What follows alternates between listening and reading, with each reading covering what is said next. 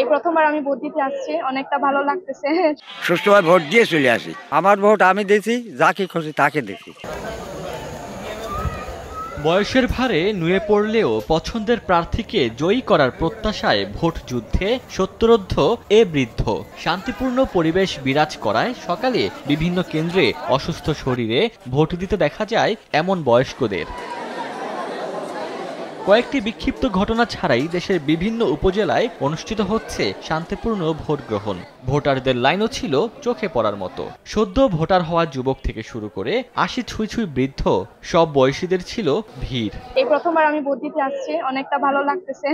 প্রথমবার ভোট দিলাম, খুব ভালো লাগছে। ভোটের পরিবেশও খুব সুন্দর। অস্ট্রেলিয়া সিডনিতে থাকি, আসলে আমি আসছি এই ভোট দেওয়ার জন্যই। ইলেকট্রনিক ভোটিং মেশিন ইভিএমে ভোট দেয়া অনেকের ছিল প্রথম অভিজ্ঞতা। কোনো ঝামেলা ছাড়াই পছন্দের প্রার্থীকে ভোট দিতে পেরে উচ্ছ্বসিত অনেকে। নগদে ৫০০ টাকা বা তার বেশি পেমেন্টে পেতে পারেন ঢাকায় জমিসহ ২০ কোটি টাকার পুরস্কার। জীবনে মেশিনে দেয়নি, এইবার বছর মেশিনে দিছি, ভালোই হয়েছে। সুষ্ঠুভাবে ভোট দিয়ে চলে আসি। আমার ভোট আমি দিয়েছি, যাকে খুশি তাকে দিয়েছি। আমার আশা আছে আমার প্রার্থীর পাস করব। ভোটযুদ্ধে পিছিয়ে নেই পাহাড়ি জনপদ। ক্ষুদ্র নৃগোষ্ঠীদের দীর্ঘ লাইন দেখা যায় খাগড়াছড়ি ও রাঙামাটিতেও। আমার পছন্দ, আমার যাকে ভোট ইচ্ছে করেন তাকে ভোট দেব।